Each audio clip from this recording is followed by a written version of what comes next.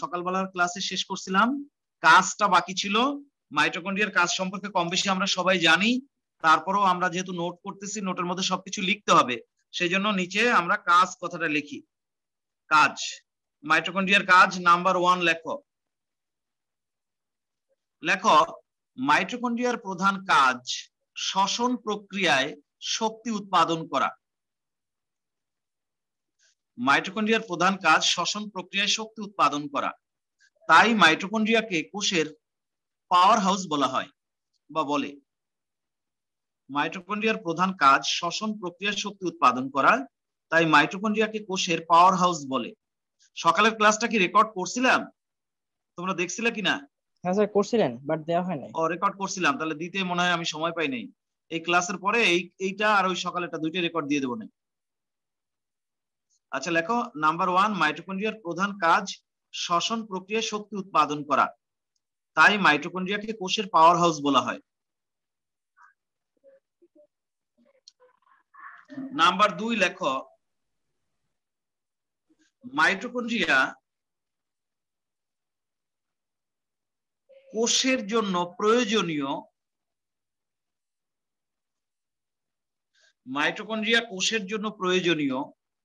অসংখ্য এনজাইম ও কো এনজাইম ধারণ করে।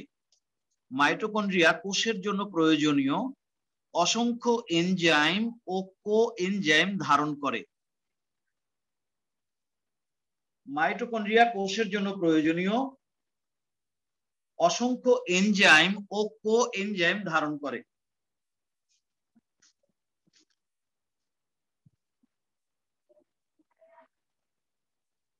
লিখতে পারছো? জি স্যার। দাঁড়ি, পরেরটা লেখো, মাইটোকন্ড্রিয়া প্রচুর পরিমাণে এই যে দেখো, calcium ion, sulphur ion, ferrous ion, manganese ion ইত্যাদি সঞ্চয় করে রাখে। মাইটোকন্ড্রিয়া প্রচুর পরিমাণে calcium ion, sulphur ion, ferrous ion, manganese ion ইত্যাদি সঞ্চয় করে রাখে। স্যার সালফার 2- হবে না? সালফার 2- হবে কেন? 2+ হবে। এটা সালফেট 2-। হ্যাঁ, সালফেট হলে 2- হবে। মাইটোকন্ড্রিয়া প্রচুর পরিমাণে calcium ion, sulphur ion, ferrous ion, manganese ion ইত্যাদি সঞ্চয় করে রাখে। লিখতে পারছো? জি স্যার। জি স্যার। পরের বৈশিষ্ট্য লেখো, নাম্বার কত হবে? 4। মাইটোকন্ড্রিয়া শুক্রাণুর চলনে সাহায্য করে।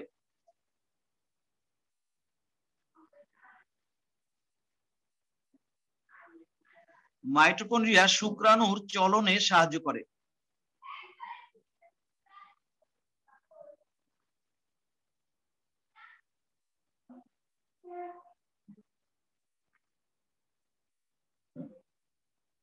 লিখতে পারছো? জি স্যার। পরের বৈশিষ্ট্য লেখো, যে সকল প্রাণী হাইবারনেশন বা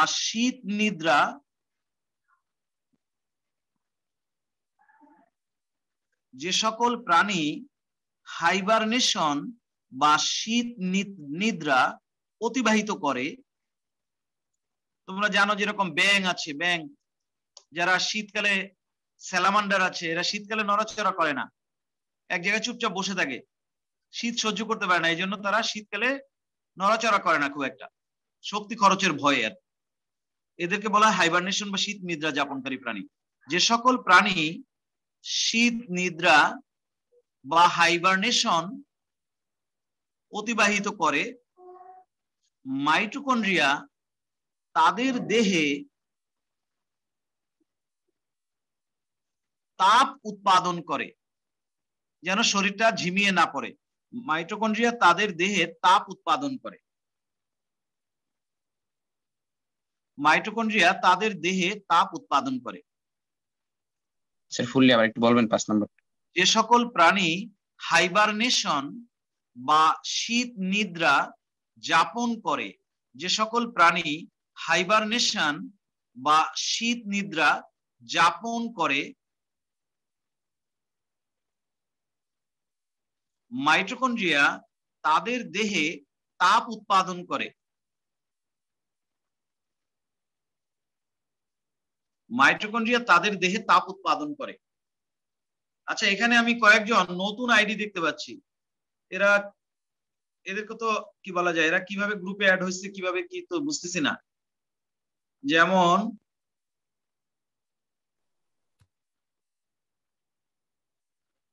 এই যে অনামিকা, একটা আইডি দেখতে পাচ্ছি। অনামিকা, তুমি কি নতুন নাকি? অনামিকা, এই নামে যে একটা আইডি দেখতে পাচ্ছি, এটা তুমি কি নতুন নাকি অনামিকা? কথা বলো না কেন?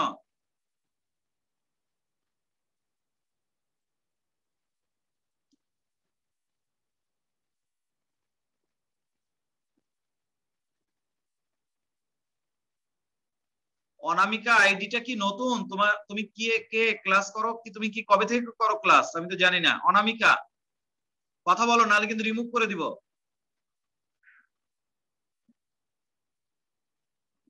অনামিকা আইডিটা কার? কথা বলো না কেন?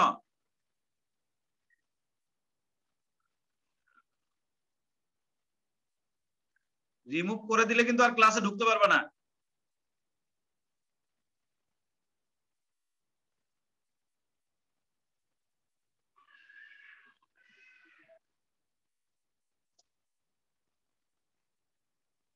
স্যার যখন রেসপন্স করে না স্যার রিমুভ করে দেন।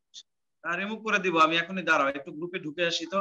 এই নামে কোনো আইডি তো আমি দেখলাম না, অনামিকা নামে। এই যে আমাদের এই যে গ্রুপে তো অনামিকা নামে কোনো আইডি নাই।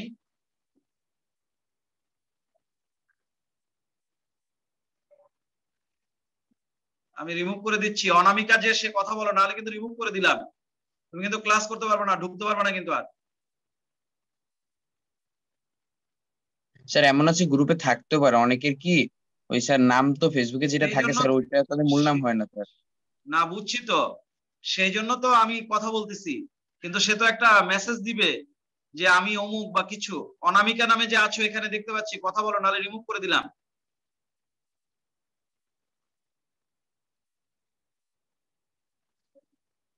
রিমুভ করে দিচ্ছি। জি স্যার রিমুভ করে দেন স্যার, যদি আমাদেরই হয়ে থাকে তাহলে স্যার পরে রেকর্ড দেখে নিন। হ্যাঁ, রিমুভ করে দিয়েছি। ঠিক আছে।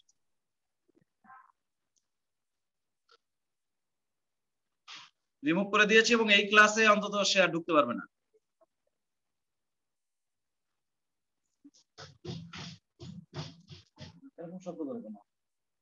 তাহলে আমরা এখন মাইটোকন্ড্রিয়ার কাজ কয়টা লিখলাম? স্যার 5টা। আচ্ছা, আর একটা লেখো। মাইটোকন্ড্রিয়া স্নেহ বিপাকে সাহায্য করে। স্নেহ বিপাকে সাহায্য করে। বিপাক কাকে বলে সেটা আমি বলি। স্নেহ জাতীয় কোনো পদার্থ তৈরি করা অথবা ভেঙে দেওয়া, এটাকে বলা হয় বিপাক। বিপাক মানে হচ্ছে কোনো পদার্থ সংশ্লেষণ অথবা বিশ্লেষণ। কোনো পদার্থ সংশ্লেষণ বা বিশ্লেষণ করাকে বলা হয় বিপাক। মাইটোকন্ড্রিয়া স্নেহ জাতীয় পদার্থ বিপাকে সাহায্য করে বা স্নেহ বিপাকে সাহায্য করে।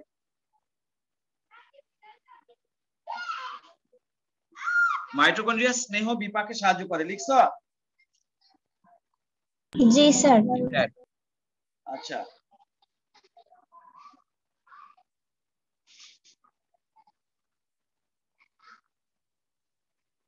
নাম্বার 6 লেখো। মাইটোকন্ড্রিয়া 6 না 7 হবে? এখন 7 হবে স্যার। 7 হবে। লেখো মাইটোকন্ড্রিয়া সাইটোপ্লাজমিক ইনহেরিটেন্স এ সাহায্য করে। সাইটোপ্লাজমিক ইনহেরিটেন্স সম্পর্কে যারা জানো না তাদের একটু বলবো। প্রথম কথা হচ্ছে ইনহেরিটেন্স মানে কি? ইনহেরিটেন্স মানে হচ্ছে উত্তরাধিকার বা বৈশিষ্ট্যকে বংশ পরম্পরায় নিয়ে যাওয়া। একটা জীবের যে বৈশিষ্ট্য সেটা যে তার পরবর্তী কোষের কাছে বা পরবর্তী জীবের কাছে যায়, এটাই হচ্ছে ইনহেরিটেন্স। এটা সাধারণত ডিএনএ এর মাধ্যমে হয়। এখন ডিএনএ তো প্রধানত থাকে নিউক্লিয়াসের ভেতরে, কিন্তু আমরা যে পড়লাম মাইটোকন্ড্রিয়া, তার মধ্যেও কিন্তু কিছু ডিএনএ আছে। এইভাবে মাইটোকন্ড্রিয়ার ভেতরে যে ডিএনএ আছে, সেই ডিএনএ এর মাধ্যমে মাইটোকন্ড্রিয়ার তো নিজস্ব একটা বৈশিষ্ট্য আছে, সেগুলো নিয়ন্ত্রিত হয়। মাইটোকন্ড্রিয়ারও অনেক বৈশিষ্ট্য আছে, সেই বৈশিষ্ট্যগুলো নিয়ন্ত্রিত হয় এই ডিএনএ এর মাধ্যমে। এবং এই ডিএনএ এর ভেতরে জিনও আছে, আমি যেমন সকলটা বললাম সকালবেলা। তো এই যে মাইটোকন্ড্রিয়ার ভেতরে যে ডিএনএ, তার ভেতরে যে জিন, সেই জিনগুলো যে বৈশিষ্ট্য বহন করে, যখন একটা মাইটোকন্ড্রিয়া থেকে আরেকটা মাইটোকন্ড্রিয়া তৈরি হয়, অথবা এক কোষ থেকে যখন আরেকটা কোষ তৈরি হয়, তখন পূর্বের কোষের মাইটোকন্ড্রিয়া থেকে নতুন কোষের মধ্যে আবার মাইটোকন্ড্রিয়া তৈরি হয়। এভাবে দেখা যায় যে নতুন কোষে যে মাইটোকন্ড্রিয়া তৈরি হয়, সে আগের কোষের ডিএনএ থেকে আবার নতুন কোষের মধ্যে ডিএনএ নিয়ে আসে। এইভাবে এক মাইটোকন্ড্রিয়ার বৈশিষ্ট্য আরেক মাইটোকন্ড্রিয়ার ভেতরে ট্রান্সফার হয়। এইভাবে নিউক্লিয়াসের বাইরেও যে ডিএনএ থাকে, তারা যখন বৈশিষ্ট্য স্থানান্তর করে, তখন তাকে বলে সাইটোপ্লাজমিক ইনহেরিটেন্স। নিউক্লিয়াসের ভেতরে যে ক্রোমোজোম থাকে, তার ভেতরে যে ডিএনএ থাকে, তার কারণে যে ইনহেরিটেন্স হয়, ওটাকে বলা হয় নিউক্লিয়ার ইনহেরিটেন্স। আর নিউক্লিয়াসের বাইরে অন্য কোনো কোষাঙ্গাণু, যেমন ক্লোরোপ্লাস্ট উদ্ভিদের অথবা মাইটোকন্ড্রিয়া, এর ভেতরেও ডিএনএ থাকে। এই ডিএনএ যুক্ত কোষগুলো, অঙ্গাণুগুলো, তারাও অনেক সময় বৈশিষ্ট্য ট্রান্সফার করে, এক কোষ থেকে আরেক কোষে, এক অঙ্গাণু থেকে আরেক অঙ্গাণুতে নিয়ে যায়। এই বিষয়টাকে বলা হয় সাইটোপ্লাজমিক ইনহেরিটেন্স। বুঝছো কিনা বলো? জি স্যার। মাইটোকন্ড্রিয়া সাইটোপ্লাজমিক ইনহেরিটেন্সে সাহায্য করে। পরের বৈশিষ্ট্য লেখো, মাইটোকন্ড্রিয়া প্রচুর পরিমাণে ভিটামিন এ সঞ্চয় করে রাখে। মাইটোকন্ড্রিয়া প্রচুর পরিমাণে ভিটামিন এ, ভিটামিন ই সঞ্চয় করে রাখে। মাইটোকন্ড্রিয়া প্রচুর পরিমাণে ভিটামিন ই সঞ্চয় করে রাখে। লিখতে পারছো?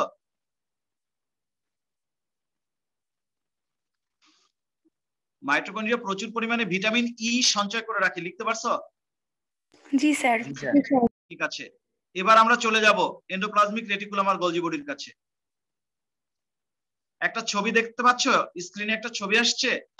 জি স্যার। ঠিক আছে, ছবিটার দিকে তাকাও। এটা একটা কোষ, এটা হচ্ছে নিউক্লিয়াস। আচ্ছা, তোমরা বলো, একজন মানুষের দেহের সবচেয়ে গুরুত্বপূর্ণ বা সবচেয়ে সফিস্টিকেটেড জায়গা কোনটা? বলতে পারো? তার ব্রেইন। একজন মানুষের জন্য সবচেয়ে ইম্পর্টেন্ট, সবচেয়ে সিগনিফিক্যান্ট, সবচেয়ে সফিস্টিকেটেড জায়গা হচ্ছে তার ব্রেন। সত্যি কিনা? জি স্যার। জি স্যার। এখন দেখো তাহলে, এই ব্রেন সবচেয়ে শক্ত খুলি বা খোলস দিয়ে সুরক্ষা দেওয়া আছে। আমাদের মাথার খুলি কিন্তু অত্যন্ত শক্ত। তারপরে আমাদের যে সেকেন্ডারি যে ইম্পর্টেন্ট অর্গান গুলো আছে, সেকেন্ডারি সফিস্টিকেটেড যেগুলো আছে, আমাদের হার্ট, আমাদের লাং, আমাদের লিভার, এগুলো দেখো বুকের খাঁচার মধ্যে আটকানো আছে। তারপরে যেমন ধরো আমাদের কিডনি, এটাও একটা খুব সফিস্টিকেটেড অর্গান। এটা দেখো আমাদের হিপ বোন বলে যেটাকে, শ্রোণীচক্র বা হিপ বোন, তার ভেতরে আটকানো আছে।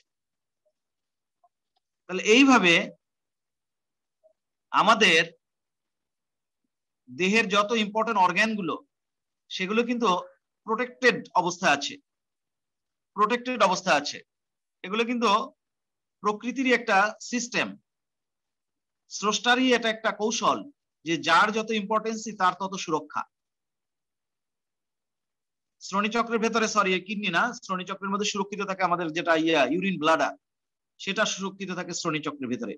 কিডনিটা ওর ভেতরে থাকে না, শ্রোণীচক্রের ভেতরে থাকে আমাদের ইউরিনারি ব্লাডার যেটা, তো সেটা কিন্তু শ্রোণীচক্র দ্বারা সুরক্ষিত থাকে। আমি বোঝাতে চাচ্ছি যেটা, যে আমাদের শরীরের যত ইম্পর্টেন্ট অর্গান, তার কিন্তু একটা সুরক্ষা আছে। ঠিক তেমনি একটা কোষের ভেতরেও সবচেয়ে ইম্পর্টেন্ট হচ্ছে তার নিউক্লিয়াস। সুতরাং নিউক্লিয়াসেরও একটা সুরক্ষার প্রয়োজন আছে। দেখো, নিউক্লিয়াসটা কোষের মধ্যে যে থাকে, কতগুলো নলের মতো লম্বা লম্বা অর্গানেলস, অঙ্গাণু চারদিক দিয়ে নিউক্লিয়াসটাকে ঘিরে রাখে। এটাই হচ্ছে নিউক্লিয়াসকে সুরক্ষা প্রদান। যে অঙ্গাণুগুলো নিউক্লিয়াসকে এরকম চারদিক দিয়ে ঘিরে রাখে, সুরক্ষা প্রদান করে, এদেরকে বলা হয় এন্ডোপ্লাজমিক রেটিকুলাম, অন্তঃপ্লাজমীয় জালিকা। এই যে দেখো, ছবির দিকে তাকাও, এটা হচ্ছে নিউক্লিয়াস। এই নিউক্লিয়াসের চারপাশে এরকম নলের মতো এই অর্গানেল গুলো থাকে, এগুলোকে বলা হয় অন্তঃপ্লাজমীয় জালিকা। এবং নিউক্লিয়াসের যে মেমব্রেন, যাকে নিউক্লিয়ার এনভেলপ বা নিউক্লিয়ার মেমব্রেন বলে, সেইটাই আস্তে আস্তে বেলুনের মতো ফুলে প্রসারিত হয়ে বা স্ফীত হয়ে এই অন্তঃপ্লাজমীয় জালিকাগুলো কিন্তু তৈরি হয়। বুঝতে পারছো? নিউক্লিয়াসের যে এনভেলপ বা নিউক্লিয়ার মেমব্রেন বলে, সেটাই কিন্তু এরকমের বাইরের দিকে এক্সটেন্ড করে ফুলে ফুলে স্ফীত হয়ে এরকমের এন্ডোপ্লাজমিক রেটিকুলাম বা অন্তঃপ্লাজমীয় জালিকা বলে। সেই অন্তঃপ্লাজমীয় জালিকাগুলোই আবার একসময় যখন তার ব্যাস চেঞ্জ হয়ে যায়, কোথাও মোটা হয়ে যায়, কোথাও সরু হয়ে যায়, তখনই তাদের নাম হয়ে যায় গলজি বডি। এন্ডোপ্লাজমিক রেটিকুলাম থেকে পরবর্তীতে তৈরি হয় গলজি বডি। এটা হচ্ছে নিউক্লিয়াস। আর চারপাশে এই যে নলের মতো অঙ্গাণুগুলো, এগুলোর নাম হচ্ছে অন্তঃপ্লাজমীয় জালিকা। এটাই আবার যখন আকৃতি চেঞ্জ হয়ে যায় তখন সেগুলো হয়ে যায় গলজি বডি। তাহলে আমরা এখন এই আজকে অন্তঃপ্লাজমীয় জালিকা এবং গলজি বডি নিয়ে একটুখানি পড়বো। গ্রুপে যে ছবি দেওয়া আছে সেগুলো আমরা দেখবো, পরেও দেখতে পারবো, তবে আমাদের নিজেদের একটু ছবি আঁকতে হবে। আমি ছবি এঁকে বুঝাবো, প্রয়োজন বোধে তোমরা রাফ খাতায় ছবিটা আঁকো, পরে আবার ফ্রেশ খাতায় নিয়ে নিও। সবার প্রথমে আমি এন্ডোপ্লাজমিক রেটিকুলাম নিয়ে কথা বলবো। খেয়াল করো, আমাদের যে নিউক্লিয়াস, মনে করো এটা হচ্ছে আমাদের নিউক্লিয়াস, এটা নিউক্লিয়াস। নিউক্লিয়াসের ভেতরে থাকে নিউক্লিওলাস, এটা মনে করো নিউক্লিওলাস। এগুলো আমরা পড়বো, প্রত্যেকটাই আলাদা আলাদা হবে। নিউক্লিয়াস, নিউক্লিওলাস, নিউক্লিওপ্লাজম, এটা হচ্ছে নিউক্লিওপ্লাজম। নিউক্লিয়াসের ভেতরে একটা তরল পদার্থ থাকে, নাম নিউক্লিওপ্লাজম। আর এরকম কতগুলো চিকন সুতার মতো থাকে, এগুলোকে বলা হয় ক্রোমাটিন। ক্রোমাটিন বলে, এগুলোই যখন খাটো আর মোটা হয় তখন হয়ে যায় ক্রোমোজোম। আর এই নিউক্লিয়াসের যে আবরণটা, সেটা ধরো আমি এখন দেখাচ্ছি এখানে। এই আবরণটার মধ্যে মধ্যে আবার এরকম ছিদ্র থাকে, এরকম। এই নিউক্লিয়ার যে আবরণ, এটাকে বলা হয় নিউক্লিয়ার এনভেলপ। এই নিউক্লিয়ার এনভেলপ বা এটাকে নিউক্লিয়ার মেমব্রেন বলে। তার মাঝে মাঝে এই যে ছিদ্রগুলো, এগুলোর নাম হচ্ছে নিউক্লিয়ার পোর বা নিউক্লিয়ার রন্ধ্র। এগুলো আমরা পড়বো, নিউক্লিয়াস আমরা পড়বো। এই নিউক্লিয়ার পোর থেকেই এরকম মেমব্রেনের মতো, বেলুনের মতো বের হয়ে আসে, এরকম বেলুনের মতো বের হয়ে আসে। বের হয়ে এসে তারা আবার এই নিউক্লিয়াসকে চারদিক দিয়ে এরকম ঘিরে ধরে, এরকম।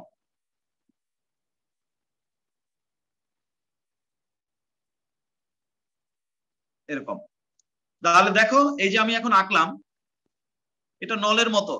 আমরা কি দেখবো না স্যার আঁকবো? হ্যাঁ, আঁকতে পারো, তোমরাও আঁকতে পারো, আমার সাথে সাথে আঁকতে পারো।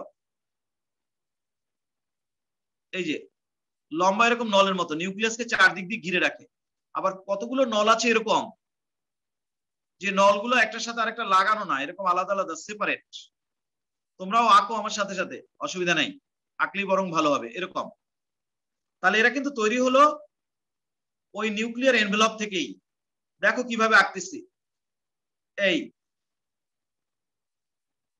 যে দেখো, নিউক্লিয়ার এনভেলপ থেকে তৈরি হয়, বেলুনের মতো তৈরি হয়ে এরকম লম্বা লম্বা নলের মতো হয় এবং নিউক্লিয়াসকে চারদিক দিয়ে ঘিরে ফেলে। এখন দেখো, এখানে কিন্তু এইটা হচ্ছে নিউক্লিয়াস। নিউক্লিয়াসটা এমনিতে ডার্ক কালারের থাকে, তাই আমি যদি একটু কালার ডার্ক করে দেই তাহলে তোমাদের চোখে আরো ভালো পড়বে। এই এখন নিশ্চয়ই খুঁজে পাচ্ছ, এটা হচ্ছে নিউক্লিয়াস। আর ওই ভেতরে যেটা আরো মোর ডার্ক, আরো বেশি ঘন উজ্জ্বল, সেটা হচ্ছে নিউক্লিওলাস। তো যাই হোক, এটা হচ্ছে নিউক্লিয়াস। আর নিউক্লিয়াসের যে মেমব্রেন, নিউক্লিয়ার মেমব্রেন যেটাকে বলে, সেটা থেকেই কিন্তু এই নলটা কিভাবে দেখো বেলুনের মতো এক্সটেন্ড করে প্রসারিত হয়ে, নিউক্লিয়ার এনভেলপ বা মেমব্রেনটা প্রসারিত হয়ে এই নলগুলো তৈরি হলো। এবং কিছু নল আছে এমন যে একটার সাথে আরেকটা কানেক্টেড, আবার কিছু নল আছে এমন যারা প্রথম প্রথম এরকম কানেক্টেড থাকে, পরে আর কানেক্টেড থাকে না, পরে তারা একদম সেপারেট হয়ে যায়। এইগুলোই হচ্ছে এন্ডোপ্লাজমিক রেটিকুলাম, বাংলায় বলা হয় অন্তঃপ্লাজমীয় জালিকা। এগুলোর মধ্যে আবার কেউ কেউ আছে এরকম গোল গোল বলের মতো, এই নলগুলোর পাশ দিয়ে ওগুলো আবার তৈরি হয় গোল গোল বলের মতো। এই এগুলো সবই হচ্ছে এন্ডোপ্লাজমিক রেটিকুলাম। এরা সবাই কি করে, নিউক্লিয়াসকে চারদিক দিয়ে ঘিরে রাখে যেন কেউ নিউক্লিয়াসের ক্ষতি করতে না পারে। এই ভেতরের এটা হচ্ছে নিউক্লিয়াস। তাহলে এটা তৈরি হয় কিভাবে, এই এন্ডোপ্লাজমিক রেটিকুলাম গুলো তৈরি হয় কিভাবে, নিউক্লিয়ার যে এনভেলপ বা মেমব্রেন সেটাই বাইরের দিকে বেলুনের মতো ফুলে বা প্রসারিত হয়ে তখন এই লম্বা লম্বা নলগুলো তৈরি করে। এই লম্বা নলগুলোর নামই হচ্ছে এন্ডোপ্লাজমিক রেটিকুলাম।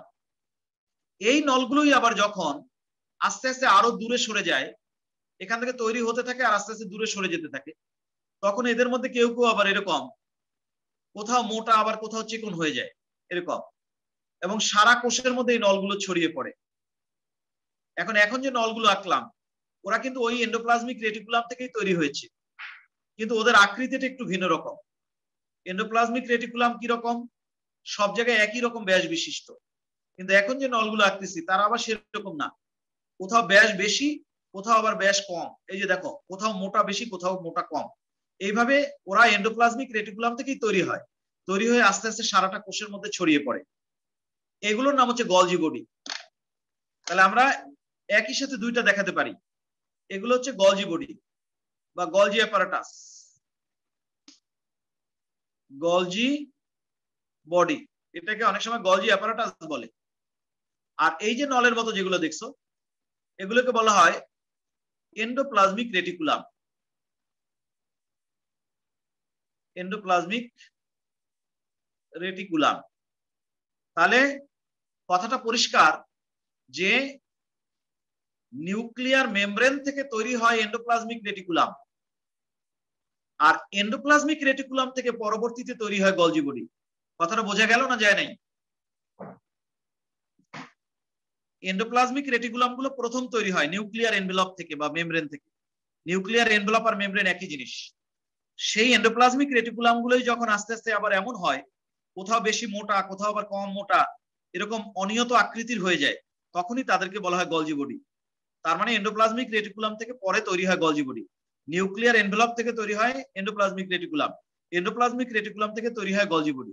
গলজি বডি গুলো সারাটা কোষের মধ্যে ছড়িয়ে পড়ে। বুঝতে পারছো বিষয়টা? জি স্যার। জি স্যার। এটা মনে করো একটা কোষ, এই কোষের মধ্যে প্রচুর পরিমাণে গলজি বডি আস্তে আস্তে এরকম ছড়িয়ে পড়বে। ছড়িয়ে পড়লে পরে কোষটা তখন সহজে আর চুপসে যাবে না, কোষটা একটা নির্দিষ্ট আকৃতি পেতে বাধ্য হবে। গলজি বডির প্রধান কাজ হচ্ছে কোষকে একটা নির্দিষ্ট আকৃতি প্রদান করা, এইভাবে আর কি। এখন এই এন্ডোপ্লাজমিক রেটিকুলাম নিয়ে আরেকটু কথা বলবো। এন্ডোপ্লাজমিক রেটিকুলামের মধ্যে এই যে আইটেমটা দেখতে পাচ্ছ, এগুলো নলের মতো, কিন্তু একটার সাথে আরেকটা কানেক্টেড না, আলাদা আলাদা। এদেরকে বলা হয় সিস্টার্নি। সিস্টার্নি, CISTERNAE,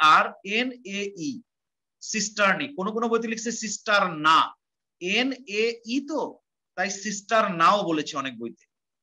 যে নলগুলো পরস্পর আলাদা তাদেরকে বলা হয় সিস্টার্নি। আর যে নলগুলো পরস্পরের সাথে যুক্ত, এই যে একটার সাথে আরেকটা নল যুক্ত, এদেরকে বলা হয় টিউবিউল। এদেরকে কি বলে? টিউবিউল। এদেরকে বলা হয় টিউবিউল, টিউবিউল। আর যেগুলো গোল গোল বলের মতো, এই সিস্টার্নি দিয়েই তৈরি হয় অথবা এই টিউবিউল দিয়েই তৈরি হয়। এক সাইডে একটা মেমব্রেন তৈরি হয়ে এক জায়গায় একটা গোল বলের মতো হয়ে আস্তে আস্তে বিচ্ছিন্ন হয়ে যায়।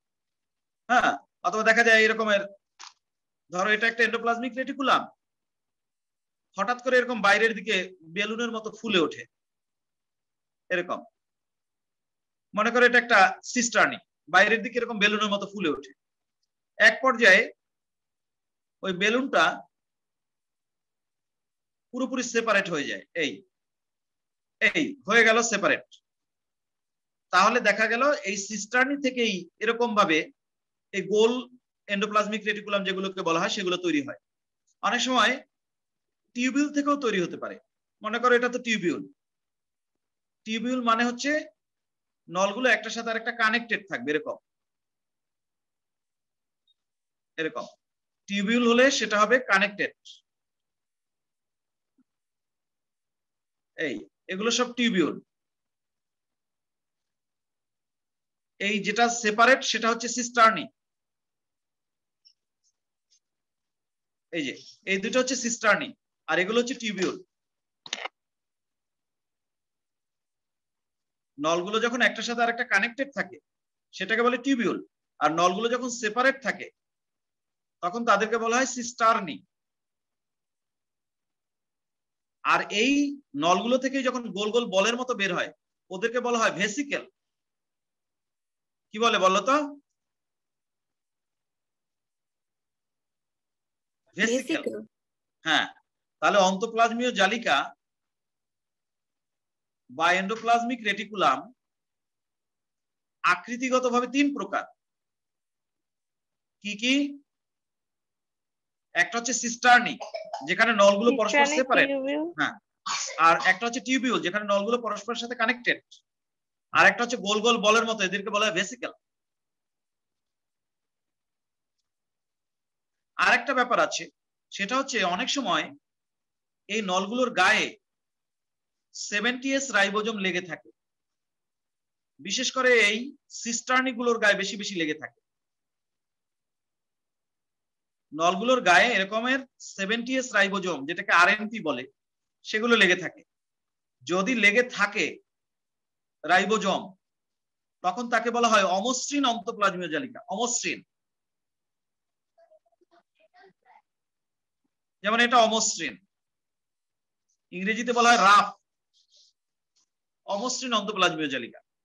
আর যেগুলো টিউবিউল, ওগুলোর গায়ে সাধারণত রাইবোজোম লেগে থাকে না, তবে যে থাকতে পারবেই না এমন না, সাধারণত থাকে না। টিউবিউল গুলোর সাধারণত গায়ে রাইবোজোম লেগে থাকে না, সেজন্য অনেক সময় এদেরকে বলা হয় মসৃণ। কিন্তু এর মানে কিন্তু এই না যে টিউবিউলের গায়ে কোনোদিন রাইবোজোম লেগে থাকতে পারবে না, তা না, সাধারণত থাকে না। সাধারণত এই যে ভেসিকেল আর এই যে টিউবিউল, এদের গায়ে রাইবোজোম লেগে থাকে না, এই জন্য এরা মসৃণ হয়ে থাকে। আর যেটা সিস্টার্নি, ওগুলোর গায়ে সাধারণত রাইবোজোম লেগে থাকে এবং ওদেরকে বলা হয় তখন অমসৃণ অন্তঃপ্লাজমীয় জালিকা। এদের আবার বিভিন্ন মাপজোপ আছে, এদের ব্যাস আছে, সেগুলো আমি নোটের সময় বলবো। আচ্ছা, এবার আসো, এই যে অন্তঃপ্লাজমীয় জালিকা বুঝলাম যে এটা নিউক্লিয়ার মেমব্রেন বা এনভেলপ থেকে তৈরি হয়। তৈরির পরে আস্তে আস্তে নিউক্লিয়াসটাকে ঘিরে ফেলে, যাতে নিউক্লিয়াসটাকে কেউ ক্ষতি করতে না পারে, নিউক্লিয়াসকে একটা সুরক্ষা প্রদান করে। এখন তুমি খেয়াল করো, তুমি যদি একটা এন্ডোপ্লাজমিক রেটিকুলাম দেখো, মনে করো এটা একটা এন্ডোপ্লাজমিক রেটিকুলাম, তুমি কাটছো, তাহলে তুমি দেখবে এটা আসলে আর কিছুই না, এটা একটা পাতলা মেমব্রেন দ্বারা আবৃত একটা নল, আর কিছুই না। একটা বেলুন যেমন, ঠিক সেরকম। এবং এটাকে বাঁকা তারা করে ফেলা যায়, এটা বাঁকা করে ফেলা যায়, নরম। এটা একদম সফট রাবারের মতো একটা মেমব্রেন বা আবরণ দিয়ে তৈরি একটা নল। এবং এই নলের ভেতরে প্রচুর পরিমাণে এনজাইম এবং কোএনজাইম থাকে। বুঝতে পারছো? প্রায় 50 ধরনের এনজাইম ও কোএনজাইম এই এন্ডোপ্লাজমিক রেটিকুলামের মধ্যে পাওয়া যায়। এবং যারা এই এনজাইম বা কোএনজাইম গুলো কোষের বিভিন্ন বিক্রিয়ায় অংশগ্রহণ করে। এনজাইম হচ্ছে অনুঘটক, যার কাজ হচ্ছে বিক্রিয়া অংশগ্রহণ করে বিক্রিয়াকে ত্বরান্বিত করা। আমি এরকম কয়েকটা এনজাইমের নাম বলতে পারি, যেমন ফসফোরাইলেস, যারা রাসায়নিক বিক্রিয়ার সময় ফসফরাস যুক্ত করে তাদের বলে ফসফোরাইলেস। ডিফসফোরাইলেস,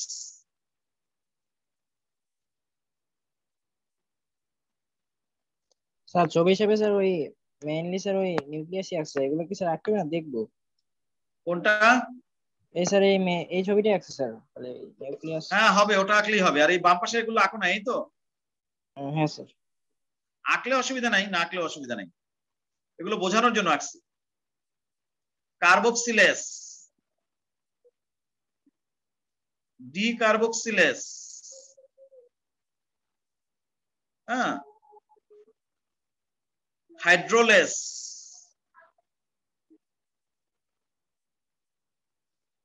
ডিহাইড্রোজিনেস, এরকমের অসংখ্য এনজাইম এই নলগুলোর ভেতরে থাকে, এন্ডোপ্লাজমিক রেটিকুলামের ভেতরে থাকে। এবং এই এনজাইমগুলো আবার কোষের ভিতরে বিভিন্ন রাসায়নিক বিক্রিয়ার সময় বের হয়ে আসে, আবার বিক্রিয়া শেষ হয়ে গেলে আবার গিয়ে ওই নলের মধ্যে ঢুকে বসে থাকে। নলগুলোই হচ্ছে এন্ডোপ্লাজমিক রেটিকুলাম। তাহলে আমরা এখন এই এন্ডোপ্লাজমিক রেটিকুলাম সম্পর্কে একটা ধারণা তৈরি হলো, ছবি আঁকলাম আমরা, এটার আমরা এখন নোট করব। ঠিক আছে, ছবি আঁকছে সবাই? এমন কিছু না, আগে এন্ডোপ্লাজমিক রেটিকুলামটা নোট করি, তারপরে গোলজি বডি নিয়ে আরো কিছু কথা আছে, গোলজি বডির নোটটা পরে করব, আগে এন্ডোপ্লাজমিক রেটিকুলামের নোটটা করি। মনে রাখতে হবে নিউক্লিয়ার এনভেলপ থেকে ছবিটা একটু সুন্দর করে রাখেন তো স্যার। সুন্দর করে আঁকবো?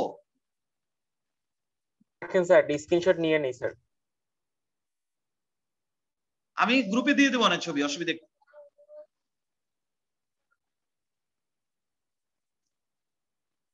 এটা তো আর এমন কোনো ভালো ছবি আঁকি নাই, আমি জাস্ট বোঝানোর জন্য। তোমাদের বইয়েও ছবি আছে, ঠিক আছে? আমি ছবি লাগলে এটা যা আঁকছি সেটা গ্রুপে দিয়ে দেবো না, সমস্যা কিছু নাই।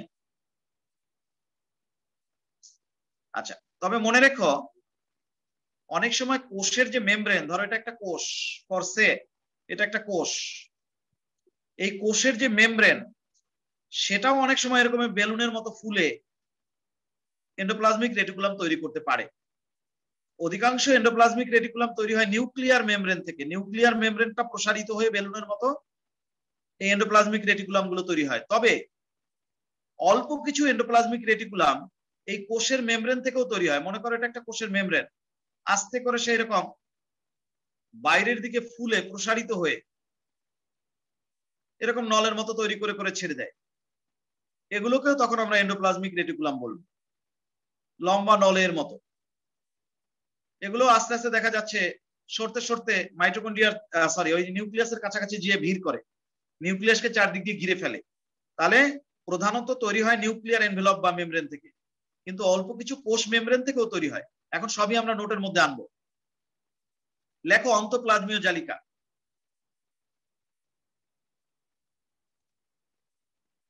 এবং মনে রাখতে হবে এখানে একটা গুরুত্বপূর্ণ কথা আছে, যেমন আমরা সকালবেলা যখন মাইটোকন্ড্রিয়া পড়ছি, খেয়াল করো মাইটোকন্ড্রিয়াতে আমরা এরকমের দুইটা মেমব্রেন দেখছি, তাই না? মাইটোকন্ড্রিয়াতে আমরা কিন্তু দুইটা মেমব্রেন দেখছি। আমরা একটাকে বলছি আউটার মেমব্রেন, আর ভেতরের মেমব্রেনটাকে বলেছি ইনার মেমব্রেন। ইনারটা ভেতরে ভেতরে ভাঁজ হয়ে ক্রিস্টি তৈরি করেছে। তার মানে আমরা মাইটোকন্ড্রিয়াতে কিন্তু দুইটা মেমব্রেন দেখছি। তার আগে ক্লোরোপ্লাস্ট পড়ছি, সেখানেও আমরা দুইটা মেমব্রেন দেখছি, কিন্তু রাইবোজোমে আমরা একটা মেমব্রেন দেখছি। এখন আমরা পড়তেছি এন্ডোপ্লাজমিক রেটিকুলাম, এটারও কিন্তু মেমব্রেন একটা, দুইটা না। এটা কিন্তু মনে রাখতে হবে, এক স্তর মেমব্রেন দ্বারা আবৃত, এবং এই মেমব্রেনটা লিপিড আর প্রোটিন দিয়ে তৈরি, এই ফ্লুইড মোজাইক মডেলের মতো। কিন্তু এখানে দুই স্তর মেমব্রেন নয়, মেমব্রেন কিন্তু এক স্তর। এখানে আউটার আর ইনার দুইটা মেমব্রেন নাই, একটা মাত্র মেমব্রেন। মেমব্রেনের ভেতরটা একদম পুরো ফাঁকা, সোজা কথা একটা পাইপের মতো। একটা পাইপ যদি তুমি চিন্তা করো, যেরকম পাইপের একটা এক স্তর বিশিষ্ট লেয়ার আছে, আবরণ আছে, তার ভেতরটা ফাঁকা। এন্ডোপ্লাজমিক রেটিকুলাম বা গোলজি বডিও এরকম একটা পাতলা আবরণ দ্বারা আবৃত একটা নরম নল, ভেতরটা ফাঁকা। বুঝছো না বোঝো নাই? জি স্যার। এখন আমরা লিখতে শুরু করব। বোঝার কোনো শেষ নাই, যা বুঝছো এটুকু আগে নোট করো।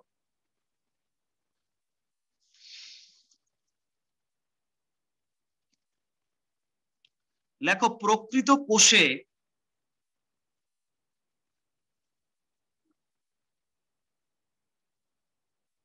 এক স্তর মেমব্রেন দ্বারা আবৃত, প্রকৃত কোষে এক স্তর মেমব্রেন দ্বারা আবৃত যে নলাকার অঙ্গাণু সমূহ নিউক্লিয়াসকে বেষ্টন করে রাখে। প্রকৃত কোষে এক স্তর মেমব্রেন দ্বারা আবৃত,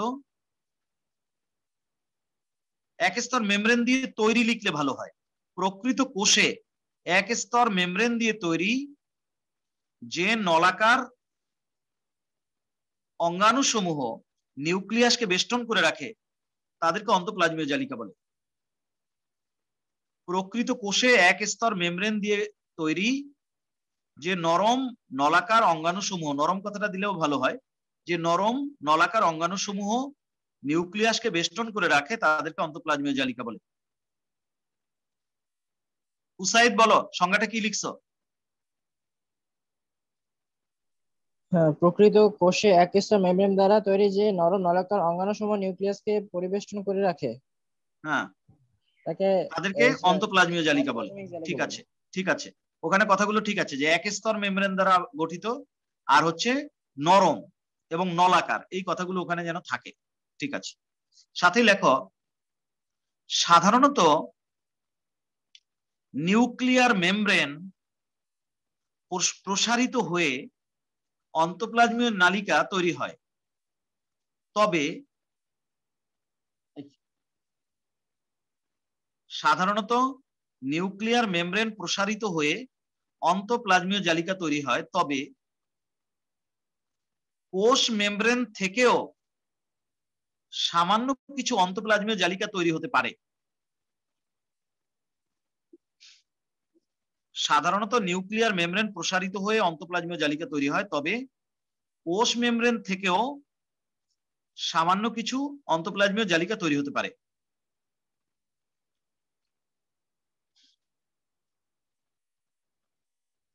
দাড়ি সাথে লেখো অন্তঃপ্লাজমীয় নালিকার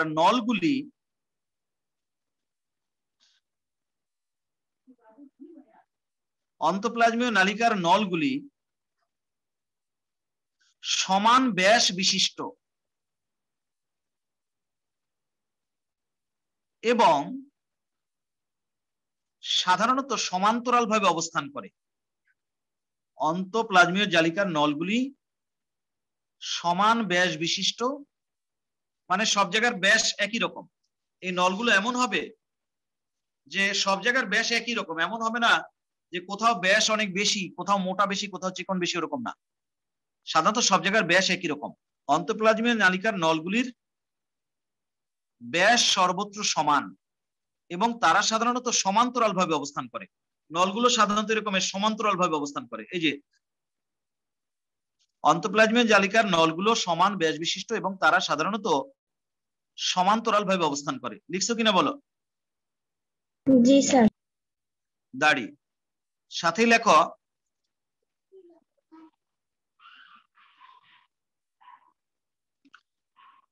স্তন্যপায়ী প্রাণীর লোহিত রক্তকণিকা ব্যতীত প্রায় সকল প্রকৃত কোষে অন্তঃপ্লাজমীয় জালিকা পাওয়া যায়। স্তন্যপায়ী প্রাণীর লোহিত রক্তকণিকা ব্যতীত প্রায় সকল প্রকৃত কোষে অন্তঃপ্লাজমীয় জালিকা পাওয়া যায়।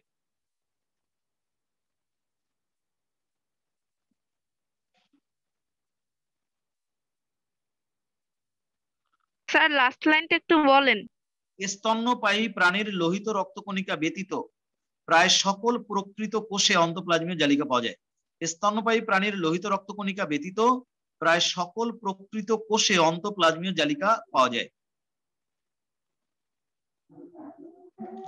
দাঁড়ি তবে যকৃৎ, অগ্নাশয়, প্লীহা, বৃক্ক, অন্তঃক্ষরা গ্রন্থি, যকৃৎ, অগ্নাশয়, প্লীহা, বৃক্ক, অন্তঃক্ষরা গ্রন্থি ইত্যাদির কোষে সবচেয়ে বেশি অন্তঃপ্লাজমীয় জালিকা পাওয়া যায়। যকৃৎ, প্লীহা, বৃক্ক, অন্তঃক্ষরা গ্রন্থি ইত্যাদির কোষে সবচেয়ে বেশি অন্তঃপ্লাজমীয় জালিকা পাওয়া যায়। যকৃৎ, প্লীহা, বৃক্ক, অন্তঃক্ষরা গ্রন্থি ইত্যাদির কোষে সবচেয়ে বেশি অন্তঃপ্লাজমীয় জালিকা পাওয়া যায়।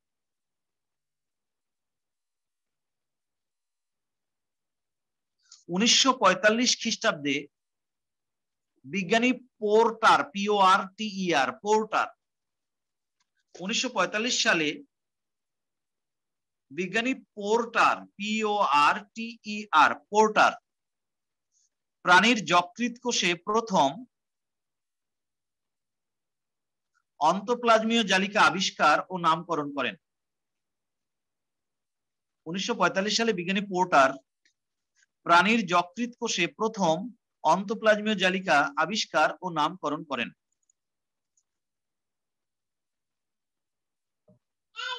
উনিশশো সালে বিজ্ঞানী পোর্টার প্রাণীর যকৃৎ কোষে প্রথম অন্তঃপ্লাজমীয় জালিকা আবিষ্কার ও নামকরণ করেন। লিখতে পারছো কিনা দেখো। জি স্যার। আচ্ছা, দাঁড়ি সাথেই লেখো, বাহ্যিক আকৃতির উপর ভিত্তি করে অন্তঃপ্লাজমীয় জালিকা 3 প্রকার। বাহ্যিক আকৃতির উপর ভিত্তি করে অন্তঃপ্লাজমীয় জালিকা 3 প্রকার, যথা রোমান 1 সিস্টার্নি। বাহ্যিক আকৃতির উপর ভিত্তি করে অন্তঃপ্লাজমীয় জালিকা 3 প্রকার, যথা রোমান 1 সিস্টার্নি। হাইফেন দিয়ে লেখো,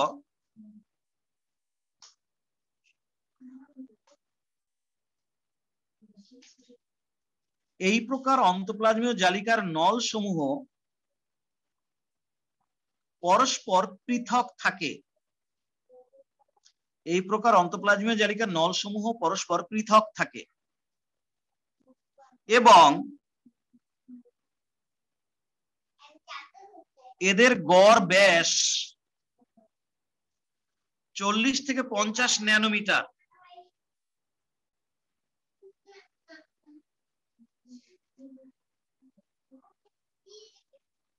এদের গড় ব্যাস 40 থেকে 50 ন্যানোমিটার।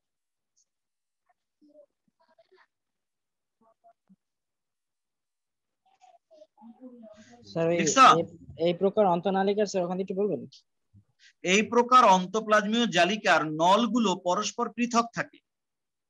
এই প্রকার অন্তঃপ্লাজমীয় জালিকার নলগুলি পরস্পর পৃথক থাকে এবং এদের গড় ব্যাস 40 থেকে 50 ন্যানোমিটার।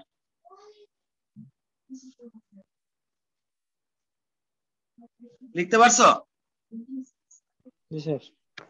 দাঁড়ি সাথেই লেখো, এদের গায়ে সাধারণত 70S রাইবোজোম লেগে থাকে। এদের গায়ে সাধারণত 70S রাইবোজোম লেগে থাকে, তাই এদেরকে অমসৃণ অন্তঃপ্লাজমীয় জালিকাও বলে। এদের গায়ে সাধারণত 70S রাইবোজোম লেগে থাকে, তাই এদেরকে অমসৃণ অন্তঃপ্লাজমীয় জালিকা ও বলে।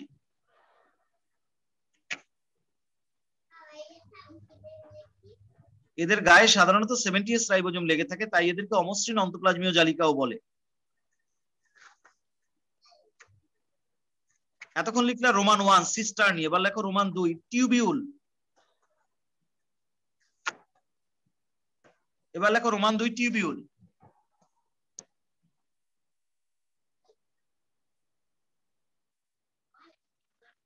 লেখো, এই প্রকার অন্তঃপ্লাজমীয় জালিকার নলগুলি পরস্পরের সাথে যুক্ত থাকে এবং এদের গড় ব্যাস 50 থেকে 190 ন্যানোমিটার।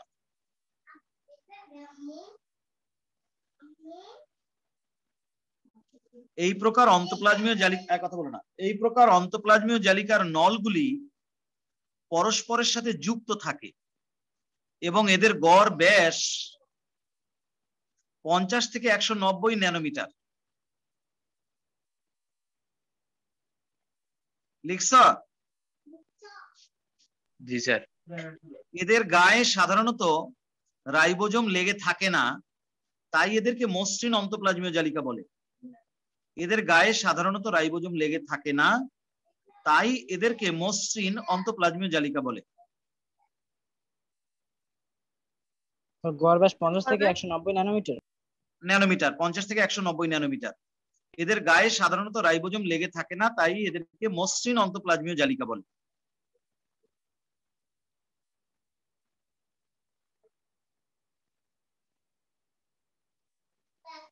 এবার লেখো রোমান 3 বলো। যেসব রাইবোজোম লেগে থাকে সেগুলো 70S হয় সবসময়? হ্যাঁ হ্যাঁ, রাইবোজোম লেগে থাকলে সেগুলো অবশ্যই 70S রাইবোজোম। এখন যেটা বললাম টিউবিউল, এদের গায়ে সাধারণত রাইবোজোম লেগে থাকে না, তাই এদেরকে মসৃণ অন্তঃপ্লাজমীয় জালিকা বলে। লিখছ? এবার লেখো জি, নাম্বার 3, হ্যাঁ রোমান 3 লেখো ভেসিকেল, VESICLE ভেসিকেল। লেখো সিস্টার্নি ও টিউবিউল থেকে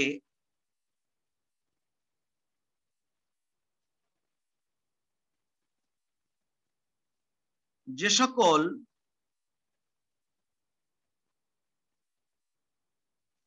গোল অন্তঃপ্লাজমীয় জালিকা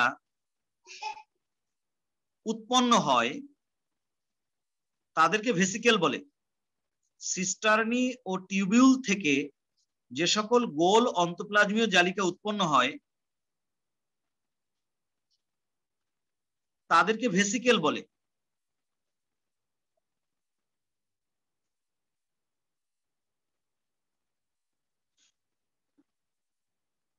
দাড়ি, এদের গড় ব্যাস 25 থেকে 500 ন্যানোমিটার। এদের গড় ব্যাস 25 থেকে 500 ন্যানোমিটার। দাড়ি, অনেক সময় এদেরকে মাইক্রোজোম বলা হয়। মাইক্রোজোম, MICRO, মাইক্রো SOME, সোম, মাইক্রোজোম বলা হয়। অনেক সময় এদেরকে মাইক্রোজোম বলে।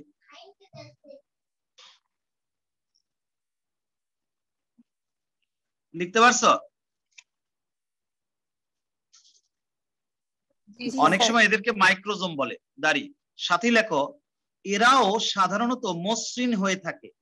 মানে কি, এদের গায়ে রাইবোজোম থাকে না, এই জন্য। এরাও সাধারণত মসৃণ হয়ে থাকে। এরাও সাধারণত মসৃণ হয়ে থাকে।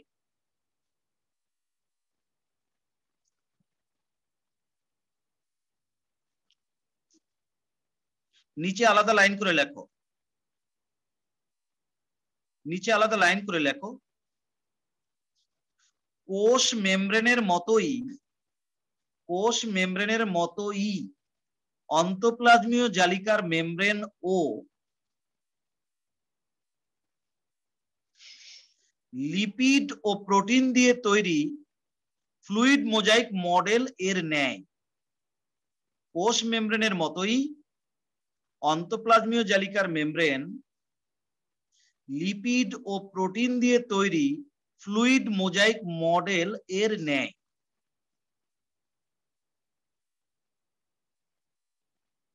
অন্তঃপ্লাজমীয় জালিকার মেমব্রেন লিপিড ও প্রোটিন দিয়ে তৈরি ফ্লুইড মোজাইক মডেল এর ন্যায়। কোষ মেমব্রেনের মতোই অন্তঃপ্লাজমীয় জালিকার মেমব্রেন লিপিড ও প্রোটিন দিয়ে তৈরি ফ্লুইড মোজাইক মডেল এর ন্যায়। লিখতে পারছো? জি স্যার। এর শুষ্ক ওজনের, এর শুষ্ক ওজনের, শুষ্ক ওজন মানে পানি বাদ দিয়ে বাকিতে ওয়েট করলে সেটাকে বলা হয় শুষ্ক ওজন বা ড্রাই ম্যাটার ওয়েট, DMW। এর শুষ্ক ওজনের 60 থেকে 70% প্রোটিন এবং 30 থেকে 40% লিপিড। এর শুষ্ক ওজনের 60 থেকে 70% প্রোটিন এবং 30 থেকে 40% লিপিড। দাড়ি, এর কোনো নিজস্ব ডিএনএ বা আরএনএ থাকে না। মাইটোকন্ড্রিয়াতে যেরকম থাকে, ক্লোরোপ্লাস্টে যেরকম থাকে, কিন্তু এর কিন্তু থাকে না। এর কোনো নিজস্ব ডিএনএ বা আরএনএ থাকে না।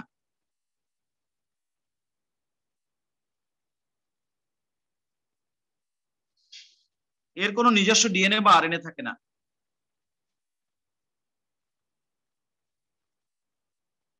অন্তঃপ্লাজমীয় জালিকার অভ্যন্তরে প্রায় 15 ধরনের এনজাইম থাকে। অন্তঃপ্লাজমীয় জালিকার অভ্যন্তরে প্রায় 15 ধরনের এনজাইম থাকে। যেমন এখান থেকে কয়েকটা নাম লেখো: ফসফোরাইলেজ, ডিফসফোরাইলেজ, কার্বক্সিলেজ, ডিকার্বক্সিলেজ, হাইড্রোলেজ, ডিহাইড্রোজিনেস, স্টিয়ারেজ ইত্যাদি।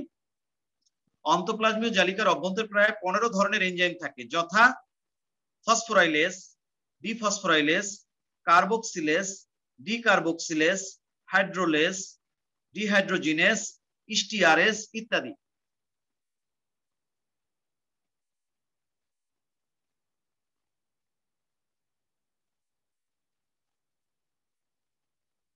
লিখতে পারছো?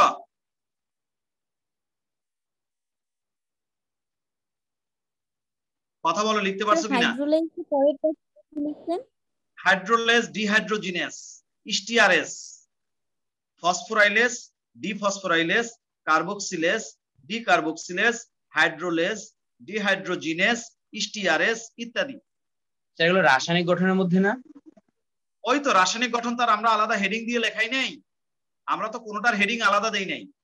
প্রথমে লেখাইছি ভৌত গঠন, তারপরে গেছে রাসায়নিক গঠন, আমরা কোনো আলাদা হেডিং দেই নাই, কিন্তু আলাদা প্যারা করে লিখতে বলছি। আমি বলছি নিচে আলাদা লাইন করে লেখো। বুঝো নাই? জি স্যার। এবার নিচে লেখো কাজ। কার কাজ? আমার কাজ নাকি?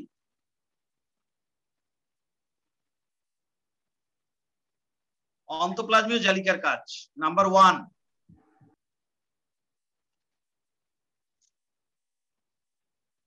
লেখো, অন্তঃপ্লাজমীয় জালিকার প্রধান কাজ নিউক্লিয়াসকে সুরক্ষা প্রদান করা এবং নিউক্লিয়াসের ভেতরে হাইফেন বাইরে বিভিন্ন পদার্থের আসা যাওয়া নিয়ন্ত্রণ করা। অন্তঃপ্লাজমীয় জালিকার প্রধান কাজ নিউক্লিয়াসকে সুরক্ষা প্রদান করা এবং নিউক্লিয়াসের ভেতরে হাইফেন বাইরে বিভিন্ন পদার্থের আসা যাওয়া নিয়ন্ত্রণ করা।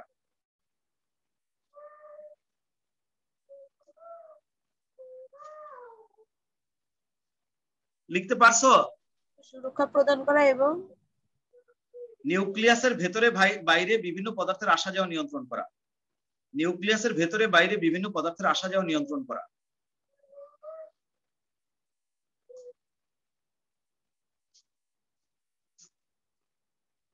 লেখছো?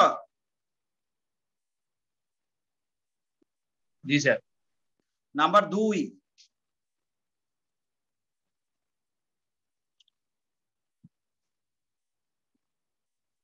ইহা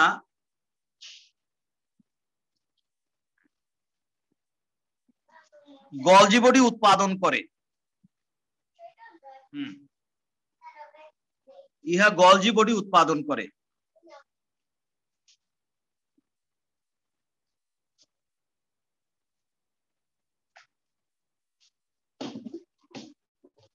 নাম্বার 3, ইহা সাইটোকঙ্কাল হিসেবে কাজ করে। সাইটোকঙ্কালটা কি জিনিস? যে নলাকার অঙ্গাণুগুলো কোষের মধ্যে ছড়িয়ে থাকে, তারা কোষকে একটা নির্দিষ্ট আকৃতি প্রদান করে, এই জিনিসটাকে বলা হয় সাইটোকঙ্কাল। আমাদের যেমন ইহা সাইটোকঙ্কাল হিসেবে কাজ করে। সাইটোকঙ্কাল স্যার, এই জিনিসটা কি? ওইটা আবার একটু বলুন। জিনিসটা হচ্ছে, তোমার কঙ্কালের কাজ কি বলো? তোমার দেহের মধ্যে একটা কঙ্কাল আছে না? সেটার কাজ কি?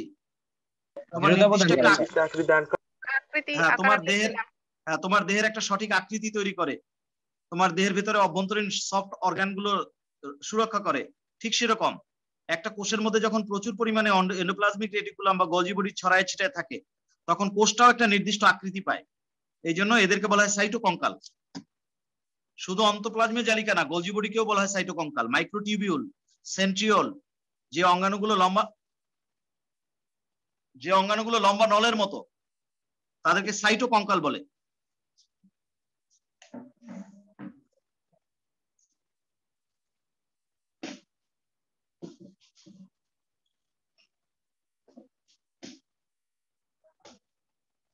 লিখছো? জি স্যার। নাম্বার পরেরটা লেখো, কোষের জন্য প্রয়োজনীয় বিভিন্ন এনজাইম ধারণ করে।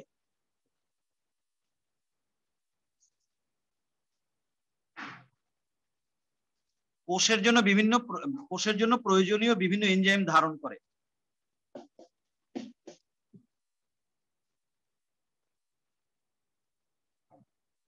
পরেরটা লেখো।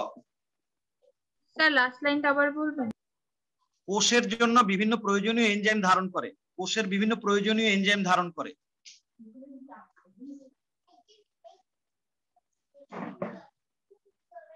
পরেরটা লেখো। যে সকল কোষ থেকে বিভিন্ন তরল পদার্থ নির্গত হয় তাদের তরল নির্গমনে সাহায্য করে।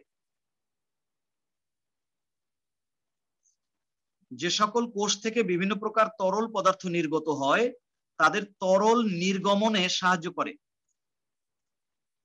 যে সকল কোষ থেকে বিভিন্ন প্রকার তরল পদার্থ নির্গত হয় তাদের তরল নির্গমনে সাহায্য করে। স্যার মাইটোকন্ড্রিয়ার মতো সেম? হ্যাঁ।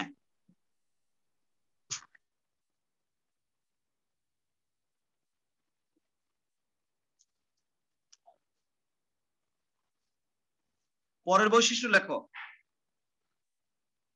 কোষে প্রবিষ্ট বিভিন্ন ক্ষতিকারক রাসায়নিক পদার্থ ধ্বংস করে। কোষে প্রবিষ্ট বিভিন্ন ক্ষতিকর রাসায়নিক পদার্থ ধ্বংস করে।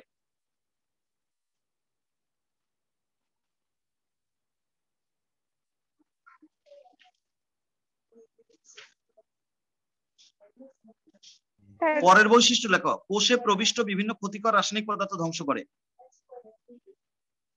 পরের বৈশিষ্ট্য লেখো। পরের কাজ লেখো। অমসৃণ অন্তঃপ্লাজমীয় জালিকার গায়ে লেগে থাকা রাইবোজোম প্রোটিন তৈরিতে সাহায্য করে। অমসৃণ অন্তঃপ্লাজমীয় জালিকার গায়ে লেগে থাকা রাইবোজোম প্রোটিন তৈরিতে সাহায্য করে। শেষ, আজকের পড়াও শেষ। আজকে আর পড়াতে পারবো না। স্যার আজকে আর পারবো না। হ্যাঁ, লাস্ট লাইনটা একটু অমসৃণ অন্তঃপ্লাজমীয় জালিকার গায়ে লেগে থাকা রাইবোজোম, অমসৃণ অন্তঃপ্লাজমীয় জালিকার গায়ে লেগে থাকা রাইবোজোম প্রোটিন তৈরিতে সাহায্য করে। আজকে অন্তঃপ্লাজমীয় জালিকা পড়লাম, আমরা পরের দিন গোলজি বডি পড়বো। আজকে আর আমার মানে মাথায় ধরতেছে না। সবাই ভালো থাকো, আল্লাহ হাফেজ। রেকর্ড দিব না 10 মিনিট পরে। রেকর্ড শেষ হলে সকালেরটা আর এটা একসাথে রেকর্ড দিয়ে দেবো না।